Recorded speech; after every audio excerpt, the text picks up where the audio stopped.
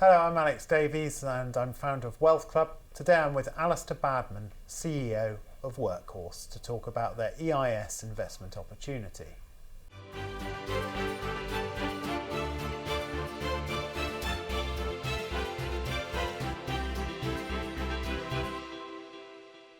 Alistair, tell me about Workhorse. What does the company do? Sure. So Workhorse is an order and inventory management application, SaaS application, and we're delivering that to growth companies. So companies that are currently using Word and Excel to manage their businesses, and we're transitioning them into a cloud-based, multi-user, single source of data, an integrated application across all the functions of their business. They're benefiting from the visibility and control of their operations and productivity as well. One of our customers thinks he's now processing his orders 70% quicker because he's using Workhorse. So it's removing a huge amount of cost out of the business as well. Workhorse order and inventory management can be configured to your business processes and integrated seamlessly with your website, e-commerce channels and accounting software to give one simple application for all your team. Workhorse puts you in control with the information you need to run your business right at your fingertips. I think we had a few quotes in of say £30,000 to £40,000. It was just too big a risk, so it was almost one of those no-brainer decisions. It was like, well, it was a monthly fee that we could afford, and it was something that, well, actually, if this does go wrong, we haven't just blown our whole year budget on something that hasn't worked. Yeah, it was probably one of the best decisions as a business owner that probably I've made in the last probably 5 to 10 years. So. When did you set the business up? So we rolled out our MVP in 2018. And we've been delivering applications now for 3 years. So we've got 60 customers now in 4 different countries, although primarily UK based, and we have just over 200,000 in annual recurring revenue. And why is it such an opportunity?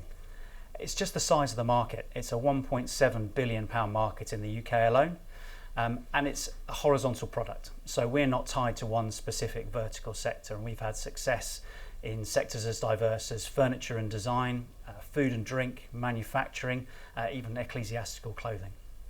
And tell me a bit about your own background and what led you to set up Workhorse. Yeah, sure. So I started delivering order and inventory management applications with Accenture 25 years ago.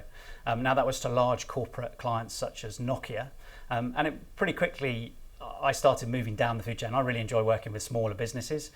I enjoy helping them solve the really sort of tangible problems that they have to growth and scale when you're building a small business.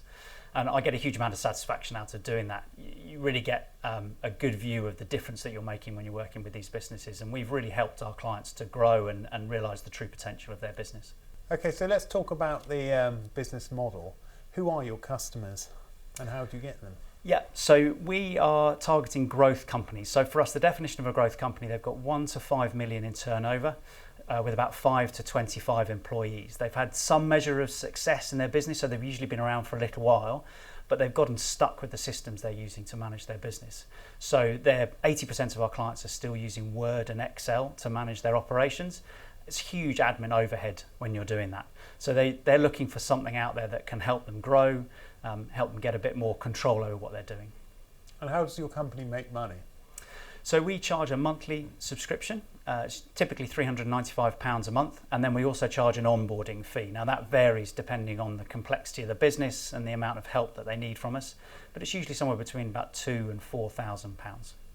And what's the typical contract look like? Yeah, so we're very lucky. We have a rolling 1-month contracts because we have such low churn in the business. So our churn rates are just 6%, which gives us a lifetime value of our customers of just over £40,000. So because of that, we've got the flexibility to offer our clients just that 1-month rolling contract. And it's a nice sales technique. It means that people don't have to feel like they're tied into a long-term contract. And what are the main ways you're going to grow your business? We have a great product. We understand what we're doing, who we're doing it for, and why they might buy it from us. So really, growth for us now is about more of the same, but it's doing it in a more sophisticated way and more of it. So we just need to grow the channels that we're out there talking to people through, become more sophisticated in the way that we're doing that, and then that will lead to more leads into the business, and we know we can convert the leads. We're already winning work month over month, so really if we bring more leads into the business, we will see more sales. And is there much competition? There is. we have competition on two sides. So at one end of the spectrum, there's the off-the-shelf products. So Syn7, Unleashed, very good applications, but they are broad in what they offer people. They're very complicated because they're trying to address the broadest possible market for what they're doing. And they're very complex to use. So it's difficult for businesses to understand how they're going to implement them in their operations. And then at the other end of the spectrum is NetSuite, SAP Business One, so real enterprise level software. And our clients don't really have the appetite for either the complexity of the implementation or the cost of that implementation. And then in between that is this huge gap of companies that are still managing their businesses on spreadsheets, don't have the budget or the inclination to spend money on an enterprise piece of software, but the off-the-shelf packages aren't flexible enough for them. So that's where we're delivering our product into. And how have you funded this company to date? So when we were rolling out our MVP, we took a small amount of initial funding to grow the team around that MVP, really start to explore the market. We were quite generalised in what we were doing back then. So we were really delivering a lot of different types of applications to a lot of different types of businesses. But we very soon established order inventory management as our prime product. And we were seeing really good traction. We really understood what we were doing, who we were doing it for, where we were making money and delivering value. So in 2019, we decided to focus solely on that product, and we did a crowdfund through the Seedrs platform. We raised £400,000 through that. And the last 2 years has really been focused on building that order and inventory management application and the client base for that. And we've achieved 100% compound annual growth rate over the last 2 years. And how much money are you looking to raise, and what are you going to do with it? So we're raising £1 million in this round, and it's all about scaling this business. So as I've said, we've got a product and we're already selling it. We understand who we want to sell it to. So really it's about scaling the sales and marketing function in the business. It's about doing more and doing it better, trying to talk to more clients and win more work. And what are your ambitions for the business? How big can it get? So this is a huge market, as I've already said. It's 1.7 billion in the UK alone. Never mind before you start looking across the Atlantic into America, which everyone knows the biggest software market in the world. So we want to dominate the order and inventory management space for growth companies. We really feel like we've got the product that can do that. So it's just really now a question of moving as fast and as far as we can. And how's the pandemic affected you?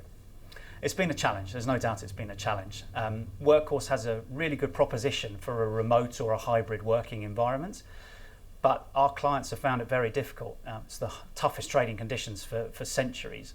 They've been preserving cash, really careful with the money that they're spending. So we are now seeing increased activity. We're getting better response rates to our marketing. We're having more and better conversations with prospects. So we're really confident that SaaS in general and Workhorse in particular, that the future's really bright. And what can go wrong? So we feel like we've mitigated the risks because we have a proven product and we have a limited but a route to market. So really for us, it's about doing more of the same. It's not a new proposition, it's a proven proposition. So the risk really is that it's just going to be a slower path than we're expecting or planning for. But again, we can mitigate those risks by just scaling back the spend behind the sales. So we only ever grow our costs, or the substantial increase in costs comes with the additional sales, so more resource to deliver the new applications. So if growth is slightly slower than we were expecting, then our cost base will grow more slowly as well. And if it does go to plan, when could investors expect to get the money back? So we're targeting a 28-fold return in 5 years. The multiples on SaaS applications, if you get it right, are very exciting. So yeah, an exit for us will probably be a trade sale, potentially a junior market listing, but we're looking at about a 5-year time frame for that. And who else is in the team? So there's 8 of us currently in the day-to-day operation. There's myself, we have Rachel who heads up the sales operation, Sarah who's our head of ops, and she's backed up by Dan and Ollie.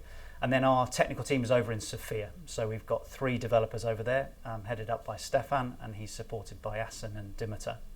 And then we have a very strong board as well. So 9 months ago, Matthew Trimming joined us as chairman. He's got an SAP background. He's currently an advisor to Public and to HG Capital, and he's got a couple of successful exits behind him as well. And finally, if someone wants to put money into an EIS this year, why should they consider investing in Workhorse? We think it's the size of the opportunity that we think we're delivering into. That's the really exciting thing for us, and that's what's giving us those huge returns in 5 years' time. We've mitigated the downside risk by already having a proven product. And we really believe that Workhorse has some USPs that means we can access this market better than anyone else out there at the moment. We're offering a robust base product, but we've got the flexibility to be able to configure it for individual clients. And we've got tools and a team and tech that allows us to onboard those new clients really efficiently and get them up and running on the application. Alistair Badman, CEO of Workhorse, thank you very much. Thank you.